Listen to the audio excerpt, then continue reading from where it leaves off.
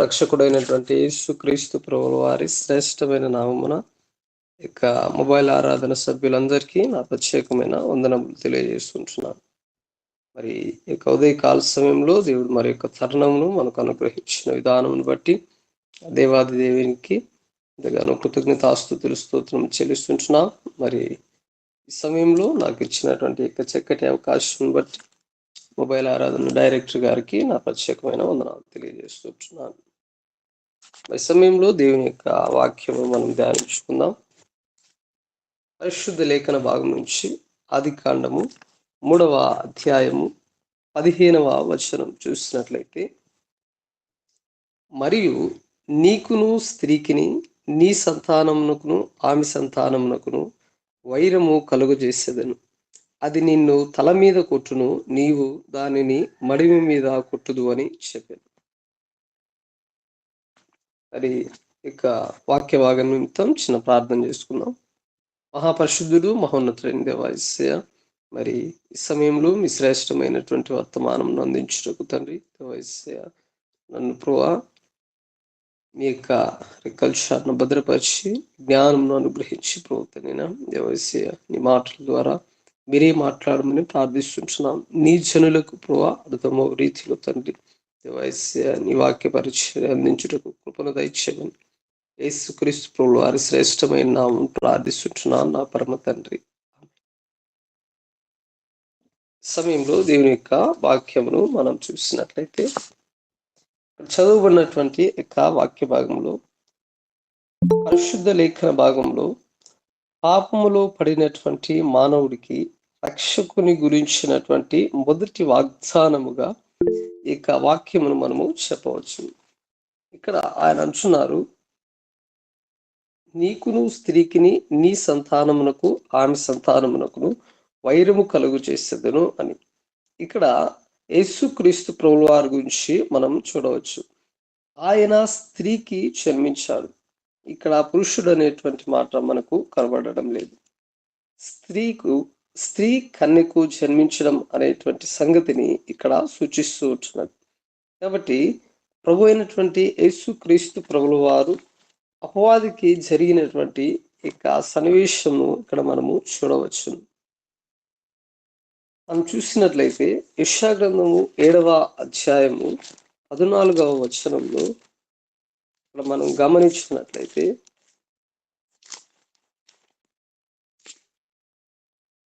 కాబట్టి ప్రభువు తానే ఒక సూచన మీకు చూపును, ఆలకించుడి, కన్యక గర్భవతి అయి కుమారుని కని అతనికి ఇమ్మానుయేలను పేరు పెట్టును. కాబట్టి యెషయా ప్రవక్తగా ఈ విధంగా తెలియచేస్తుంటున్నారు. కాబట్టి ప్రభువు తానే ఒక సూచన మీకు చూపును, ఆలకించుడి, కన్యక గర్భవతి అయి కుమారుని కని అతనికి ఇమ్మానుయేలను పేరు పెట్టును. కాబట్టి కన్యక గర్భవతి అయి ఆయన స్త్రీకి జన్మించినటువంటి వారుగా ఇక్కడ మనము చెప్పవచ్చు.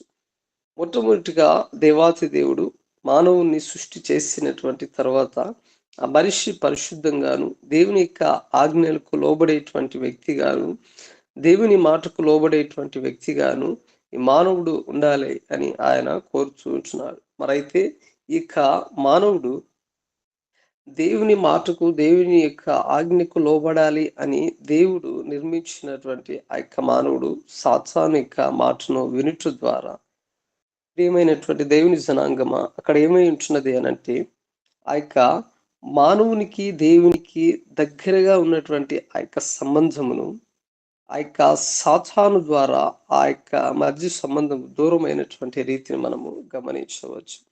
కాబట్టి ఏ ఫలములైతే నీవు తినవద్దు అని దేవుడు ఆదాము హవ్వలకు ఆజ్ఞ ఇచ్చి ఉంటున్నాడో ఆ ఫలములను సాతాను యొక్క ప్రేరేపణ వలన తినుట ద్వారా మానవునికి అదేవిధంగా దేవునికి మధ్య ఉన్నటువంటి ఆ యొక్క సాన్నిహిత్యమును మానవుడు కోల్పోయినటువంటి సంగతిని మనము గమనించవచ్చు. ఎప్పుడైతే ఆ సాన్నిహిత్యంను కోల్పోయి ఉంటున్నాడో అప్పుడు మొట్టమొదటిగా మనకు ఒక రక్షణకు ఒక వాగ్దానంను దేవుడు అనుగ్రహిస్తూ ఉంటున్నాడు. కాబట్టి పాపంలో పడినటువంటి ఆ యొక్క మానవునికి తిరిగి రక్షణ అవసరం. మనం రక్షణ అనేటువంటిది బహు ప్రాముఖ్యమైనటువంటి విషయం అన్నమాట. కాబట్టి ఆ యొక్క రక్షణ ద్వారా మాత్రమే మనము తిరిగి తండ్రి దగ్గరకు చేరగలం. రక్షణ ద్వారా మాత్రమే దేవునితో సన్నిహిత్యంను మరలా మనము పొందుకొనగలం. కాబట్టి మరి ఆ రక్షణను మనకు ఎవరు అనుగ్రహిస్తాడు అనంటే, ఏ పాపము లేనటువంటి ఆ యొక్క వారి ద్వారా మాత్రమే మనకు రక్షణ అనుగ్రహించబడుతూ ఉంటున్నది. అందుకని ప్రభువైనటువంటి యేసుక్రీస్తు ప్రభుల వారు ఈ లోకమునకు ఆయన వచ్చి, ఈ లోకంలో ఆయన జన్మించి, ఆయన పరిశుద్ధుడిగా ఉండి, ఆయన జీవితంలో పరిశుద్ధత ఉంటున్నది. ఆయన నడకలో పరిశుద్ధత ఉంటున్నది. ఒక మాదిరికరమైనటువంటి జీవితంను ఆయన ఈ లోకంలో జీవించి, తిరిగి దేవుని దగ్గరకు మానవుణ్ణి ఆయన ప్రేమను తిరిగి చవిచూచుట కొరకు ఆయన ఈ లోకానికి వచ్చినటువంటి రీతిని మనము గమనించవచ్చు. కాబట్టి అందు నిమిత్తం చేత ఆయన ఈ లోకానికి వచ్చి ఉంటున్నాడు. ఈ లోకంలో ఆ యొక్క సాతానును తిరిగి ఆ యొక్క సాతాను పరులను, సాతాను యొక్క అధికారంను ఆయన పడగొట్టి, తిరిగి మనల్ని ఆయన దగ్గరకు చేర్చుటకు, ఆయన ప్రియమైనటువంటి జనాంగముగా మనల్ని చేర్చుట కొరకు ఆయన ఈ లోకానికి వచ్చాడన్నటువంటి సంగతిని మనము గమనించవచ్చు. కాబట్టి గలతీయులకు రాసినటువంటి పత్రిక 4వ అధ్యాయము 5వ వచనంలో మనం చూసినట్లయితే, అయితే కాలము పరిపూర్ణమైనప్పుడు దేవుడు తన కుమారుని పంపెను. ఆయన స్త్రీ యందు పుట్టి మనము దత్తపుత్రులము కావాలని ధర్మశాస్త్రమునకు లోబడి ఉన్న వారిని విమోచించుటకై ధర్మశాస్త్రమునకు లోబడినటువంటి వాడు ఆయన. అయితే కాలము అయినప్పుడు దేవుడు తన కుమారుని పంపెను. కాబట్టి ఆయన అద్వితీయ కుమారుని దేవుడు ఈ లోకానికి పంపించున్నాడు. ఆయనే ప్రభువైనటువంటి యేసుక్రీస్తు ప్రభువు వారు. మరి ఆయన యొక్క పుట్టుకను గూర్చి ఇక్కడ వ్రాయబడి ఉంటున్నది. ఆయన స్త్రీ యందు పుట్టి మనము దత్తపుత్రులము కావలెనని ధర్మశాస్త్రమునకు లోబడి ఉన్న వారిని విమోచించుటకై ధర్మశాస్త్రమునకు లోబడినటువంటి వాడాయను అని ఇక్కడ వ్రాయబడి ఉంటున్నది. కాబట్టి మనము దత్తపుత్రులము కావలెను అంటే స్వీకృత పుత్రులము కావలెను అని దేవుని యొక్క కుమారులను కావాలని ధర్మశాస్త్రమునకు ఆయన లోబడి ఉన్నటువంటి వాడు ఆయన. కాబట్టి మనల్ని విమోచించుట కొరకు, మనల్ని విడిపించుట కొరకు ధర్మశాస్త్రమునకు ఆయన లోబడినటువంటి వాడు ఆయన ఇక్కడ రాయబడి ఉంటున్నది. కాబట్టి ఈ లోకంలో మనల్ని ఆ యొక్క సాతాను నుంచి తప్పించాలి, దేవునికి దగ్గరగా చేయాలి అనంటే ప్రభువైనటువంటి యేసుక్రీస్తు ప్రభుల వారు ఆయన కాలము పరిపూర్ణమైనప్పుడు దేవుని చేత ఈ లోకానికి పంపబడినటువంటి వారుగా మనం చూడవచ్చు. కాబట్టి ఆయన స్త్రీకి పుట్టి మనల్ని దత్తపుత్రులను చేయుట కొరకు ఆయన ఈ లోకానికి వచ్చాడన్నటువంటి విషయాన్ని మనము గమనించవచ్చు. కాబట్టి ఆయన ప్రేమ ఎంత గొప్పది మనం చూసినట్లయితే, ఈ లోకంలో చూసినట్లయితే ఏదో ఒక సర్టెన్ ఈ లోకంలో ఉన్నటువంటి ప్రేమను చూసినట్లయితే కొద్ది వరకు మాత్రమే పరిమితమై ఉంటున్నాయి. అది ఏ ప్రేమలైనప్పటికీ కావచ్చు. ఈ లోకంలో మనమున్నటువంటి ఆ యొక్క బాంధవ్యాల్లో ఉన్నటువంటి ప్రేమలు కొద్ది మట్టుకు మాత్రమే మనము ఆ ప్రేమలను చూపించేటువంటి వ్యక్తులను చూడవచ్చు. కానీ యేసుక్రీస్తు ప్రభుల వారు ఈ లోకంలో ఆయన వచ్చి నీ నిమిత్తము, నా నిమిత్తం, మనందరి నిమిత్తము ఈ లోకంలో జన్మించినటువంటి ప్రతి మానవుని కొరకు కూడా ఆయన ప్రాణం పెట్టినటువంటి రీతిని మనము గమనించవచ్చు. ఎందుకు అనంటే తిరిగి ఆయన రాజ్యంలోకి చేర్చుట కొరకు ఆయన మన కొరకు ప్రాణం పెట్టినటువంటి రీతిని మనము గమనించవచ్చు. కాబట్టి ప్రభువైనటువంటి యేసుక్రీస్తు ప్రభుల వారు ఆయన పరిశుద్ధుడిగా ఇక్కడ మనం చూడవచ్చు. అదేవిధంగా రోమీయులకు రాసినటువంటి పత్రిక 16వ అధ్యాయము 20వ వచనం చూసినట్లయితే, సమాధానకర్తయగు దేవుడు సాతానును మీ కాళ్ళ క్రింద శీఘ్రముగా చితక త్రొక్కించును అని వ్రాయబడి ఉంటున్నది. కాబట్టి సమాధానకర్తయగు దేవుడు సాతానును మీ కాళ్ళ క్రింద శీఘ్రముగా చితక త్రొక్కించును. ఇప్పుడు దేవుడు సాతానును ఎక్కడ ఉంచుతూ ఉంటున్నాడు అని అంటే మీ కాళ్ళ కింద శీఘ్రంగా తొలగించునని వ్రాయబడి ఉంటున్నారు. కాబట్టి చదువుకున్నటువంటి మన యొక్క మూలవాక్యంలో ఆయన అది నిన్ను తల మీద కొట్టును, నీవు దానిని మడిమ మీద కొట్టుదు అని చెప్పాను. కాబట్టి ఇక్కడ సర్పం గురించి మనం చూడవచ్చు. అంటే అపవాది గురించి మనం చూడవచ్చు. సాతాను గురించి ఇక్కడ మనము చూడవచ్చు. అది నిన్ను తల మీద కొట్టును అని ఇక్కడ రాయబడి ఉంటుంది. అది అనగా ఫుట్‌నోట్‌లో చూసినట్లయితే ఆయన అని వ్రాయబడి ఉంటుంది. అంటే దాని అర్థం ఏంటి? అది అనంటే సాతానును ఇక్కడ సూచిస్తున్నటువంటి రీతిని గమనించవచ్చు.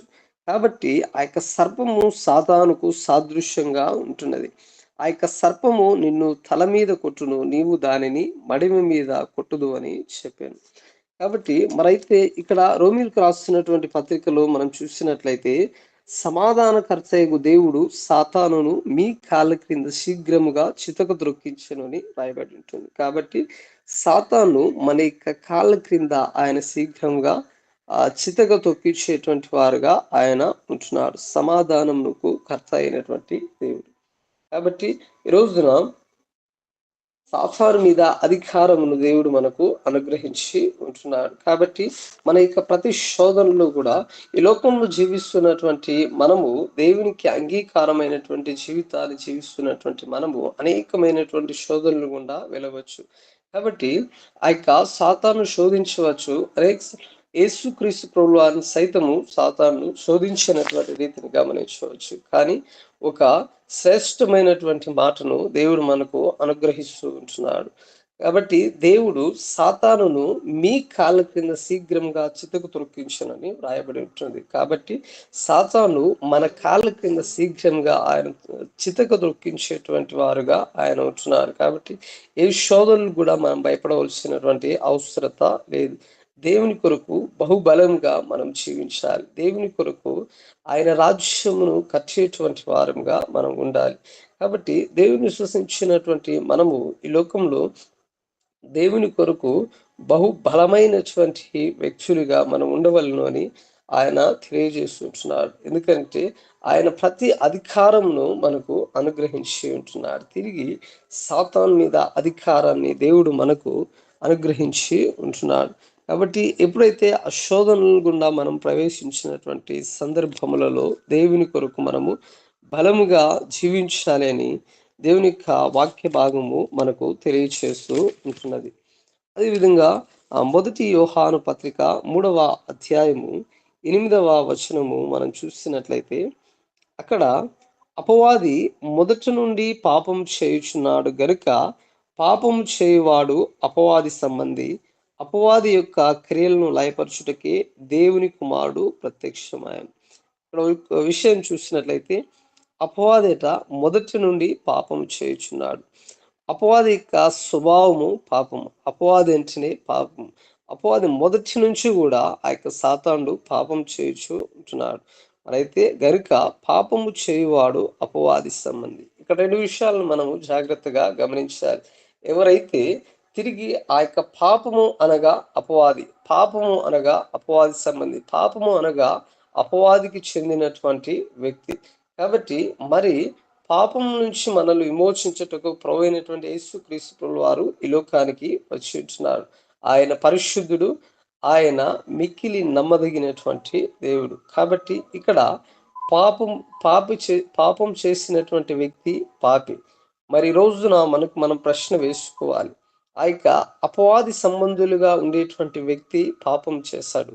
ఎవరైతే పరిశుద్ధులుగా ఉండాలనుకుంటారో, ఎవరైతే నీతిమంతులుగా ఉండాలనుకుంటారో, ఎవరైతే దేవునికి దగ్గరగా ఉండాలి అని అనుకుంటారో, మన జీవితంలో మొట్టమొదట మన యొక్క జీవితంలో ఆ యొక్క పాపమును తీసివేసుకోవాలి. ఎప్పుడైతే దేవుడు మన దగ్గర ఉండాలి అనంటే ఆ యొక్క పాపము మనలో ఉండకూడదు. కాబట్టి ఏదైనా సరే ఒక ప్లేస్‌కి మనం వెళ్ళాలి అనంటే ఆ యొక్క ఒక ఆఫీస్‌కి గావచ్చు, ఎక్కడైనా సరే వెళ్ళాలి అనంటే వారికి అనుకూలంగా మనం ఉండినట్లయితే ఆ యొక్క స్థలమునకు మనము వెళ్ళగలమను. కాబట్టి దేవుని యొక్క వాక్యం మనకు తెలియచేస్తూ ఉంటున్నది. నీవు ఏ విధంగా ఉంటున్నావు? అపవాదైతే వాడు మొదటి నుంచి పాపం చేయుచు ఉంటున్నాడు గనుక పాపం చేయువాడు అపవాది సంబంధి అని ఇక్కడ రాయబడి ఉంటుంది. ఎవరైతే పాపం చేస్తారో, ఎవరైతే సాతాను మాటకు లోబడతారో, ఈ లోకంలో జీవిస్తూ ఉన్నటువంటి మనము సాతానుకు లోబడేటువంటి వాడు సాతాను సంబంధి, దేవునికి లోబడేటువంటి వారు దేవుని సంబంధి అని ఇక్కడ రాయబడి ఉంటుంది. కాబట్టి మనము దేవునికి అంగీకారమైనటువంటి జీవితాన్ని జీవించేటువంటి వారముగా మనము ఉండాలి. అందుకోసమే దేవుడు మనల్ని ప్రేమించి ఉంటున్నాడు. అందుకోసమే ఆయన ఈ లోకానికి వచ్చి ఉంటున్నాడు. కాబట్టి అందుకోసమే ఆయన ఈ లోకంలోనికి వచ్చి, ఆయన ఈ లోకంలో జీవించి 33.5 సంవత్సరం ఆయన ఈ లోకంలో ఉండి, ఆయన తిరిగి మరణించి మూడో రోజున మృత్యుంజయుడిగా ఆయన లేచినటువంటి రీతిని గమనించవచ్చు. కాబట్టి ఆయన పాపమును జయించి ఉంటున్నాడు. పాపము ముళ్ళును ఆయన విడిచి ఉంటున్నాడు. కాబట్టి ఈ లోకంలో ఉన్నటువంటి పాపమును తీసివేయుట కొరకు ఆయన ఈ లోకానికి వచ్చి ఉంటున్నాడు. తిరిగి మనల్ని పవిత్రపరచుట కొరకు తిరిగి ఆయన శ్రేష్టమైనటువంటి విలువైనటువంటి ఆయన కార్చినటువంటి రక్తము ద్వారా మనల్ని ఆయన విమోచించి విముక్తిని చేసి తిరిగి మనకు శ్రేష్టమైనటువంటి రక్షణను అనుగ్రహించి ఉంటున్నాడు. కాబట్టి మనకు ఆ యొక్క రక్షణ ఈ లోకంలో ఏ ఒక్కరు కూడా మనకు ఇవ్వలేరు. కాబట్టి ఈ లోకపరంగా చూసినట్లయితే లోకపరంగా రక్షణ ఇవ్వవచ్చు, కానీ ఆ యొక్క లోకపరంగా రక్షణ ఇవ్వాలి అంటే రక్షించుట కొరకు ప్రత్యేకమైనటువంటి జనాంగంను ఏర్పాటు చేసి ఉంటారనుకుంటా. కాబట్టి అదేవిధంగా ఆ యొక్క ఇప్పుడు పోలీస్ యంత్రాంగం ఉంటున్నది, వారు ప్రజల్ని రక్షించుట కొరకు వారు నియమించబడి ఉంటున్నారు. మరైతే పాపం అనేటువంటి బురదలో పడి ఉన్నటువంటి మానవుణ్ణి రక్షించుట కొరకు ఆయనే ఈ లోకానికి వచ్చినటువంటి రీతిని మనము గమనించవచ్చు. కాబట్టి ఆ యొక్క అపవాది యొక్క క్రియలను లయపరచుటకే దేవుని కుమారుడు ప్రత్యక్షమాయను. అపవాది యొక్క క్రియలను లయపరచుటకు, వాడి యొక్క ఆలోచనలను మానవుని మీద, దేవుని యొక్క కుమారుల మీద, దేవుని యొక్క బిడ్డల మీద ఉన్నటువంటి ఆ యొక్క సాతాను యొక్క ఆలోచనను, సాతాను యొక్క క్రియలను, సాతాను యొక్క పనులను ఆయన తిరిగి ఆ యొక్క సాతాను జయించుట కొరకు ఈ లోకాన్ని వచ్చినటువంటి రీతిని మనము గమనించవచ్చు. కాబట్టి దేవుని మూలంగా పుట్టిన ప్రతి వానిలో ఆయన బీజం నిలుచును గనుక వాడు పాపము చేయడు. కాబట్టి ఎవరైతే దేవుని మూలంగా పుట్టినటువంటి వారు, దేవుని మూలంగా అంటే ఎవరైతే రక్షించబడి ఉంటున్నారో, ఎవరైతే క్రీస్తులో రక్షణను తీసుకొని ఉంటున్నారో వారు ఆయన బీజము వారిలో నిలుచును గనుక వాడు తిరిగి పాపము చేయడు. వాడు దేవుని మూలంగా పుట్టిన వాడు గనుక పాపము చేయజాలడు. కాబట్టి మనం పాపము చేయడు వాడు, ఎందుకనంటే వానిలో దేవుని యొక్క బీజము ఉంటున్నది. కాబట్టి దేవుని మూలంగా, నిజముగా దేవుని మూలంగా పుట్టినటువంటి వాడు గనుక వాడు తిరిగి పాపము చేయ చాలడు అని ఆయన వాక్యము తెలియచేస్తూ ఉంటున్నది. కాబట్టి దీనిని బట్టి దేవుని పిల్లలెవరో అపవాది పిల్లలెవరో తేటపడును అని వాక్య భాగం మనకు తెలియచేస్తుంటున్నది. కాబట్టి దేవుని పిల్లలుగా ఉండాలి అనంటే దేవునికి అనుకూలమైనటువంటి జీవితాన్ని జీవించాలి, పరిశుద్ధంగా జీవించాలి. కాబట్టి అపవాది పిల్లలు అనంటే పాపం చేసేటువంటి వారు, దేవుని పిల్లలంటే పరిశుద్ధమైనటువంటి జనాంగము అని ఆయన తెలియచేస్తుంటున్నారు. నీతిని జరిగించని ప్రతివాడును తన సహోదరుని ప్రేమింపని ప్రతివాడును దేవుని సంబంధులు కారు అని ఇక్కడ వ్రాయబడి ఉంటుంది. కాబట్టి రోజున మనం నీతిని జరిగించినటువంటి ప్రతివాడును తన సహోదరుని ప్రేమించినటువంటి ప్రతివాడును, ఇక్కడ నీతి అదేవిధంగా ప్రేమను గూర్చి వ్రాయబడి ఉంటుంది. కాబట్టి క్రైస్తవ జీవితానికి కావలసినటువంటిది మొట్టమొదటిగా ఆయన నీతిని మనము వెతకాలి. కాబట్టి మన జీవితంలో నీతి ఉండాలి, మన జీవితంలో యథార్థత కలిగి ఉండాలి, మన జీవితంలో దేవునికి అంగీకారమైనటువంటి జీవితాన్ని జీవించాలి. రెండవదిగా తన సహోదరుని ప్రేమింపని. కాబట్టి దేవుడు మనల్ని ప్రేమించాడు.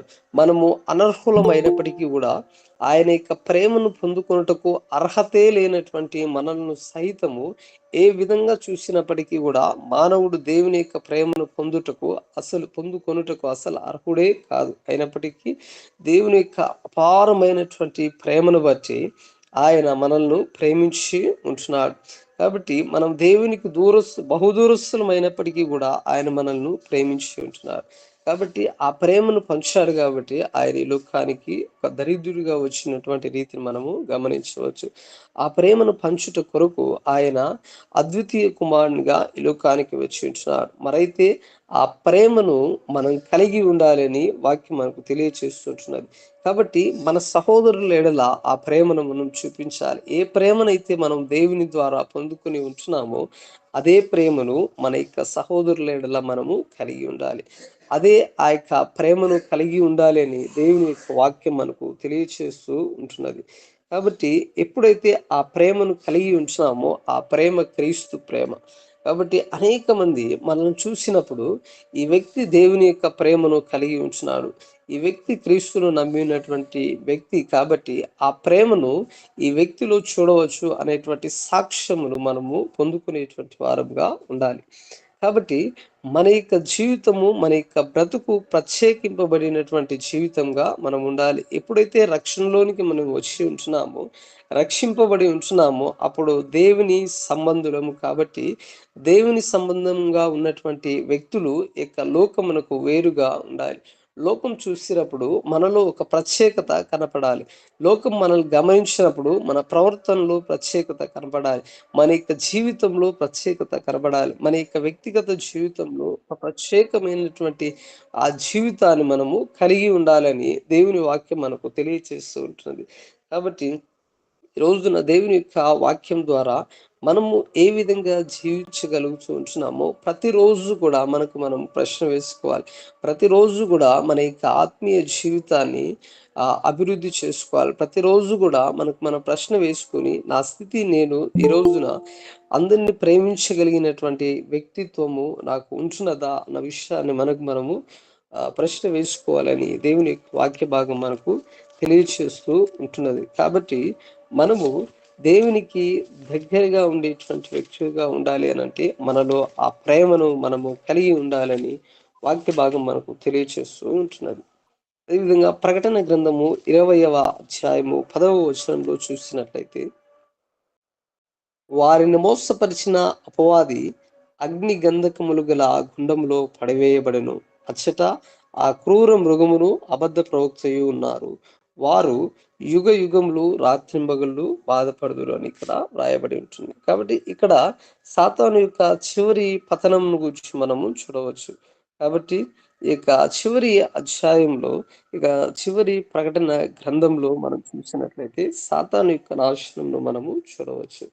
కాబట్టి ప్రభువైనటువంటి యేసుక్రీస్తు ప్రభుల వారు ఆయన ఆ యొక్క స్త్రీ సంతానమునకు, నీ సంతానమునకు అనంటే ఇక్కడ స్త్రీ సంతానము అనంటే స్త్రీ సంతానము ఎవరు అనగా క్రీస్తు యేసు ప్రభుల వారి యొక్క కుమారులుగా ఉండేటువంటి మనమే. కాబట్టి దేవుని యొక్క అంటే రక్షించబడినటువంటి వారికిని అదేవిధంగా సాతానుకు అక్కడ ఒక యుద్ధం అనేటువంటిది జరుగుతది.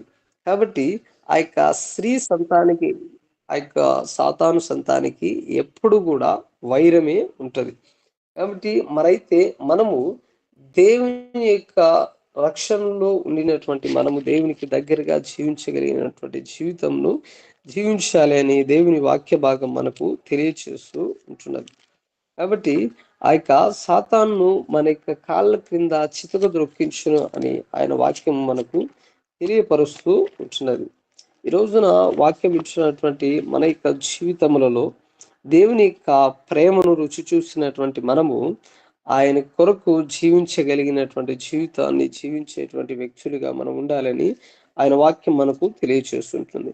యెషయా గ్రంథము 53వ అధ్యాయము 5వ వచనంలో చూసినట్లయితే, మన అతిక్రమ క్రియలను బట్టి అతడు గాయపరచబడెను, మన దోషములను బట్టి నలుగగొట్టబడెను, మన సమాధానార్థమైన శిక్ష అతని మీద పడెను. అతడు పొందినటువంటి దెబ్బల చేత మనకు స్వస్థత కలుగుచున్నది. మనమందరము గొర్రెల వలె త్రోవ తప్పిపోతుందని వాక్యము మనకు తెలియచేస్తూ ఉంటున్నది. కాబట్టి మనమందరం కూడా త్రోవ తప్పినటువంటి వారము. మనమందరం కూడా ఆనాడు ఆదాము అవ్వలు చేసినటువంటి ఆ యొక్క ఆజ్ఞ అతిక్రమమును బట్టి దేవుడు నడిపించవలసినటువంటి త్రోవల నుంచి మనము తప్పిపోయినటువంటి వారంగా మనము చూడవచ్చు. కాబట్టి అందుచేతనే ఆయన మన కొరకు గాయపరచబడి ఉంటున్నాడు. అందుచేతనే ఆయన మన కొరకు దెబ్బలు తిన్నటువంటి రీతిని మనము గమనించవచ్చు. కాబట్టి ఆయన గాయపరచబడును అని ఇక్కడ వ్రాయబడి ఉంటున్నది. కాబట్టి మన యొక్క అతిక్రమ క్రియలను బట్టి అతడు గాయపరచబడెను. మన దోషములను బట్టి అతడు నలుగగొట్టబడెను. కాబట్టి ఆయన గాయపరచబడి ఉంటున్నాడు అనంటే మన యొక్క అతిక్రమ క్రియలను బట్టి, మన దోషములను బట్టి ఆయన నలుగగొట్టబడెను అని ఇక్కడ వాక్యం మనకు తెలియచేస్తూ ఉంటున్నది. కాబట్టి ఆయన గాయపరచబడెను అనంటే అది ఎంత గొప్ప మాట మనం చూసినట్లయితే మన అతిక్రమ క్రియలను బట్టి. ఒకవేళ ఆయన గాయపరచబడకపోయినట్లయితే మన జీవితము ఏ విధంగా ఉండేటువంటిది? సాతాను యొక్క కబంధ హస్తములలో మనం చిక్కుకొని పోయి తిరిగి ఈ లోకంలో పాపం నుంచి మనల్ని రక్షించుట కొరకు ఈ లోకంలో ఏ ఒక్కరు కూడా రక్షించుటకు మనకు అసాధ్యమైనటువంటి విషయంగా మనం ఇక్కడ చూడవచ్చు. కాబట్టి ప్రభు అయినటువంటి యేసుక్రీస్తు ప్రభువు వారి ద్వారా మాత్రమే మనకు రక్షణ అనుగ్రహించబడి ఉంటున్నది అని ఆయన మనకు తెలియచేస్తూ ఉంటున్నాడు. కాబట్టి అటువంటి ఉచితమైనటువంటి రక్షణను దేవుడు మనకు అనుగ్రహించినటువంటి విధానమును మనం ఇక్కడ గమనించవచ్చు.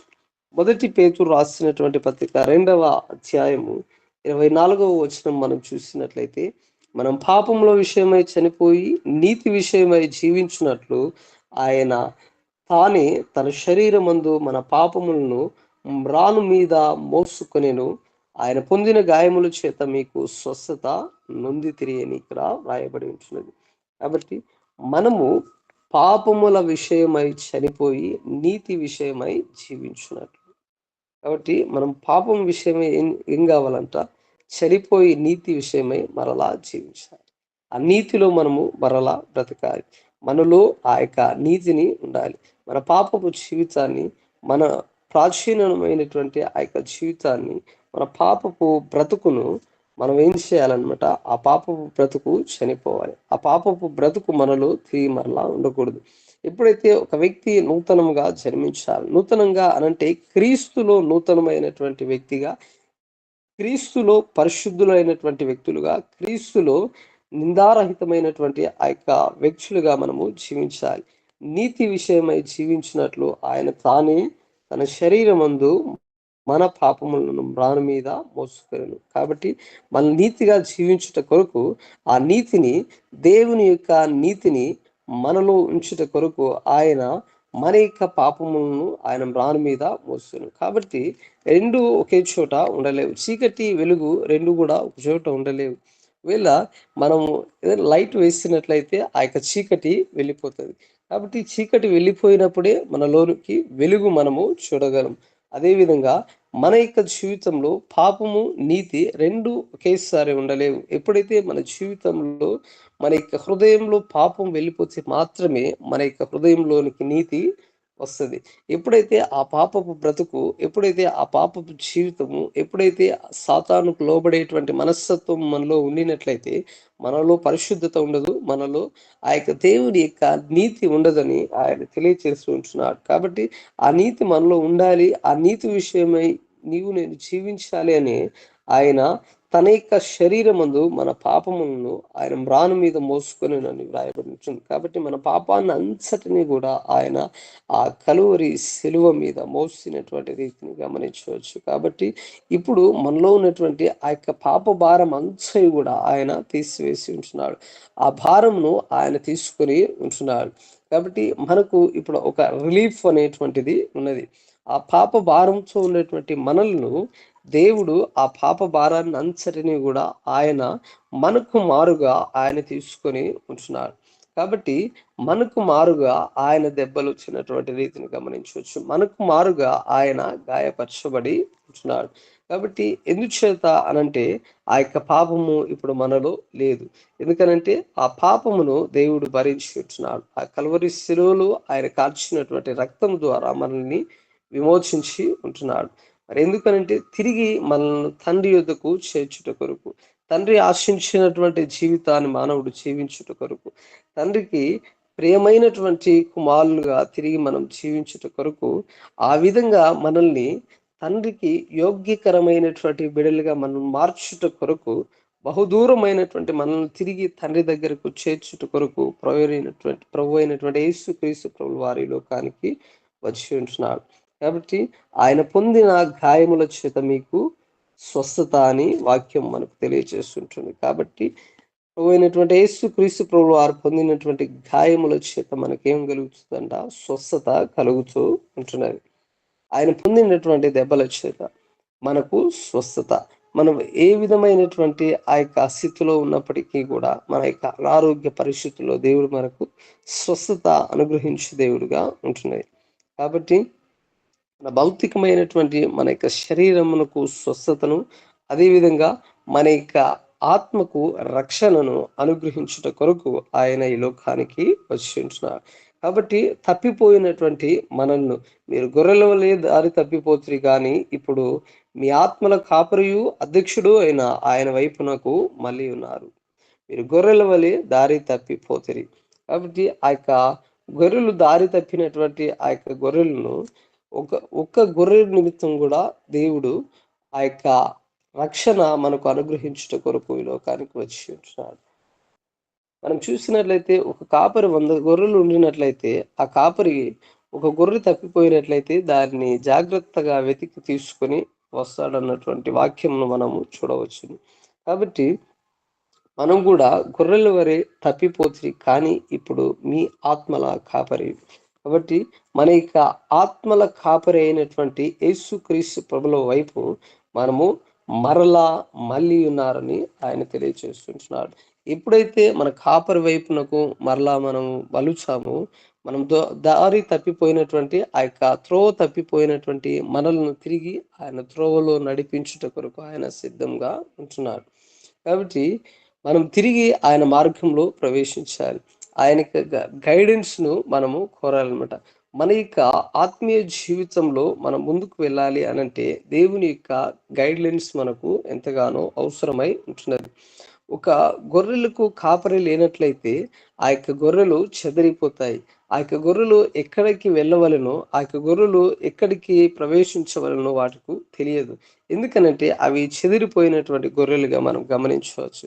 మరైతే కాపరి వెంట నడిచినటువంటి ఆ యొక్క గొర్రెలు సురక్షితమైనటువంటి ఆ యొక్క శ్రేష్టమైనటువంటి ఆ యొక్క స్థలమునకు, చక్కటి పచ్చిక కలిగినటువంటి ఆ యొక్క స్థలమునకు, చక్కటి ఆహారము దొరికేటువంటి ఆ యొక్క స్థలమునకు ఆ యొక్క గొర్రెల యొక్క కాపరి తన యొక్క మందను తీసుకుని వెళ్తాడు. కాబట్టి చక్కటి ఆ యొక్క నీరు దొరికేటువంటి ప్రదేశమునకు ఆ కాపరి వాటిని తీసుకుని వెళ్తాడు. ఎందుకనంటే ఆ కాపరి వాటికి మంచి కాపరిగా ఉంటాడు.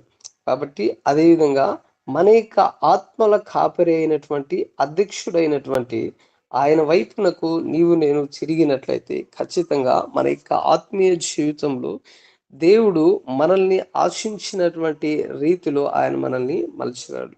ప్రతి విషయంలో కూడా ఈ లోకంలో జీవిస్తున్నటువంటి మనల్ని దేవుడు మనకు ఒక గైడ్లైన్స్గా ఉంటున్నాడు. కాబట్టి మనం చేయవలసింది ఏంటి అనంటే దేవుని యొక్క మార్గంలో మనము నడవాలి. ఈ లోకం అనేటువంటి పాపంలో జీవిస్తున్నటువంటి మనల్ని ఆయన మనకు రక్షణను అనుగ్రహించి ఉంటున్నాడు. మరైతే ఆ రక్షణను మనం సదాకాలము ఆ రక్షణలో మనం ఉండాలి అనంటే, సదాకాలము ఆ రక్షణను మనము కాపాడుకోవాలి అనంటే మనం దేవుని యొక్క మార్గంలో నడుచువారిగా ఉండాలి. ఆయన కాపరత్వంలో నడుచువారిగా మనము ఉండాలి. దేవునికి అంగీకారమైనటువంటి జీవితాన్ని జీవించేటువంటి వారంగా మనం ఉండాలి అని ఆయన వాక్యం మనకు తెలియచేస్తూ ఉంటున్నది. కాబట్టి మనకు ఆ గొప్ప రక్షణను అనుగ్రహించినటువంటి యేసుక్రీస్తు ప్రభుల వారి మార్గంలో మనము జీవించాలి. ఆ పాపమును విడిచిపెట్టి నీతివంతమైనటువంటి జీవితాన్ని అనుగ్రహించుటకు దేవుడి లోకానికి వచ్చింటున్నారు. కాబట్టి మనలో దేవుని యొక్క నీతిని మనము కలిగి ఉండాలి. దేవుని యొక్క యథార్థతను మనము కలిగి ఉండాలి. ఆ నీతి యథార్థత ఏ విధంగా వస్తుంది అనంటే ఏదో మనకు మనం సంపాదించుకునేటువంటిది కాదు, కానీ ఎప్పుడైతే దేవుని యొక్క అడుగుజాడల్లో మనం గలుగుతామో అప్పుడు మాత్రమే ఆ యొక్క నీతి మనము సంపాదించుకోగలమని ఆయన తెలియచేస్తూ ఉంటున్నాడు. కాబట్టి ఎన్ని శోధనలు వచ్చినప్పటికీ కూడా దేవుడు వాటన్నిటినీ దేవుడు సాతాను మన కాళ్ళ కింద చితకదొక్కించునని వ్రాయబడి ఉంటుంది. మరైతే నమ్మకమైనటువంటి విశ్వాసిగా మనము జీవించాలి. దేవుని కొరకు నమ్మకమైనటువంటి వ్యక్తులుగా మనం ఉండినట్లయితే దేవుడు ఖచ్చితంగా మన యొక్క ప్రతి విషయంలో కూడా ఆయన యొక్క కాపుదలను, ఆయన భద్రతల్లో మనలుంచి దేవునికి అంగీకారమైనటువంటి వ్యక్తిగా మనల్ని ఆయన మార్చబోతుంటున్నాడు. కాబట్టి ఈ రోజున వాక్యం ఇచ్చినటువంటి మనందరికీ కూడా దేవుడు అటువంటి కృపను ఆయన అనుగ్రహించును గాక. ఆమేన్. సమయంలో ప్రార్థన చేసుకుందాం. మహాపరిశుద్ధుడు, మహోన్నతుడైనటువంటి మా ప్రియ పరలోకపు తండ్రి యేసయ్య, మీరు ఇచ్చినటువంటి ధన్యతను బట్టి స్తోత్రాలు, వందనాలు చెల్లిస్తుంటున్నాం. మరి ఉదయకాల సమయమున ప్రభువా, మరి నూతన దినమును తండ్రి, ఈ రోజున ఈ భూమి మీద ప్రభువా సజీవులుగా నివసించవలసినటువంటి వారి లిస్టులో మీరు మమ్మల్ని చేర్చిన విధానం బట్టి మీకు కృతజ్ఞతాస్తుతులు స్తోత్రములు చెల్లిస్తుంటున్నాం. అయినా మరి ఉదయకాల సమయమున ప్రభుతనైనా దేవయేసయ్య, మిమ్మల్ని ఆరాధించుటకు, మిమ్మల్ని స్తుతించుటకు, మిమ్మల్ని ఘనపరచుటకు ప్రభువా, రక్షకుడైనటువంటి దేవుని ప్రభుతనైనా దేవయేసయ్య ఆరాధించుటకు మీరు ఇచ్చినటువంటి అవకాశమును బట్టి మీకే కృతజ్ఞతాస్తుతులు స్తోత్రములు వందనములు తెలియజేస్తుంటున్నాం. అవును తండ్రి, దేవయేసయ్య మీరు రక్షకునిగా ఈ లోకానికి వచ్చి ఉంటున్నారు. మరి 2 విషయాలు మా ముందు ఉంచి ఉంటున్నారు ప్రభువా. పాపం చేసినటువంటి వాడు పాప సంబంధి. మరి ఎవరైతే ఆ రక్షణను పొందుకొని ఉంటున్నారో ప్రభుతనైనా దేవయేసయ్య, నీతిని అనుగ్రహించుటకు మీరు ఈ లోకానికి వచ్చినటువంటి ప్రభు, ఆ నీతిని మేము అనుసరించినట్లయితే మేము పరిశుద్ధత కలిగి ఉంటున్నాం. మరి మాకు మేము ప్రశ్న వేసుకొని ప్రభుతనైనా మా ఆత్మీయ జీవితంలో తండ్రి దేవయేసయ్య, మీ కొరకు నీతి కలిగి జీవించేటువంటి వారుగా, మా యొక్క జీవితాల్లో ప్రేమను ప్రభు కనపరిచేటువంటి వారుగా మేము ఉండులాగున సహాయం దయచేయమని ప్రార్థిస్తుంటున్నాం. తండ్రి మీకు స్తోత్రాలు. దేవయేసయ్య, రక్షణను ప్రభుతనైనా మేము సదాకాలం తండ్రి దేవయేసయ్య, మా జీవిత పర్యంతరము ప్రభువా రక్షణను మేము కాపాడుకునేటువంటి ప్రభుతనైనా ఆ ధన్యతను మీరు మాకు అనుగ్రహించమని ప్రార్థన చేస్తుంటున్నాం. తండ్రి మీకు స్తోత్రాలు. మరి ప్రభువా ఈ ఉదయకాల సమయం నుంచి మేము చేసేటువంటి ప్రతి పనులలో కూడా ప్రభుతనైనా మీ కాపుదలను, భద్రతను, సహాయం దయచేసి మీ సహాయం మీరు అనుగ్రహించి, మీ గైడ్ లైన్స్ మీరు మాకు అనుగ్రహించి ప్రభుతనైనా ఆత్మీయ జీవితంలోను ప్రభువా, భౌతికమైనటువంటి జీవితంలో కూడా ప్రభుతనైనా దేవయేసయ్య, మీ యొక్క రక్షణను మీరు మాకు అనుగ్రహించినటువంటి దేవ, అదేవిధంగా ఏ విధంగా బ్రతకవలెనో ప్రభువా మీరు మాకు నేర్పించమని ప్రార్థిస్తుంటున్నాం. తండ్రి మీకు స్తోత్రాలు. మరి ప్రభుతనైనా రోజు అంతట్లోనూ ప్రభువా మీ ప్రియ బిడ్డలకు ప్రభువా మీరు తోడుగా ఉండండి తండ్రి. వారు చేసేటువంటి ప్రతి ప్రయాణములలో మీ తోడును దయచేయండి తండ్రి. వారు చేసేటువంటి ప్రతి యొక్క ఉద్యోగంలో కావచ్చు, వ్యాపారములలో కావచ్చు, మీతో సహాయం దయచేయమని ప్రార్థిస్తుంటున్నాం. తండ్రి మీకు స్తోత్రాలు, వందనాలు చెల్లిస్తుంటున్నాం. మరి శుభకార్యములు జరుపుకునేటువంటి వ్యక్తులను ప్రభావ మీరు దీవించి ఆశీర్వదించమని ప్రార్థిస్తుంటున్నాం. తండ్రి మీకు స్తోత్రాలు. మరి ఈ రోజంతా ప్రభుతనైనా మీ కాపుదల భద్రతలో ప్రభావ మీరు మమ్మల్ని ఉంచమని సమస్త విషయంలోనైనా సమస్త మహిమయు ఘనతయు ప్రభావం మీకే చెల్లించుకుంటూ రక్షకుడును మా విమోచకుడైనటువంటి యేసుక్రీస్తు ప్రభువు వారి శ్రేష్టమైనటువంటి బహుఘనమైనటువంటి ఉన్నతమైన నామమున ప్రార్థించి మిక్కిలి దీన మనసుతో అడిగి వేడుకొని ఉంటున్నాం మా ప్రియ పరలోకపు తండ్రి. ఆమేన్. తండ్రి అయిన దేవుని యొక్క ప్రేమయు, కుమారుడైనటువంటి యేసుక్రీస్తు ప్రభువు వారి యొక్క కృపయు, పరిశుద్ధాత్మ దేవుని యొక్క సన్నిధియు సహవాసమును చేరొచ్చినటువంటి మనందరికీ ఇప్పుడును ఎల్లప్పుడును సదాకాలము యుగ యుగముల వరకు తోడై నడిపించును గాక. ఆమేన్.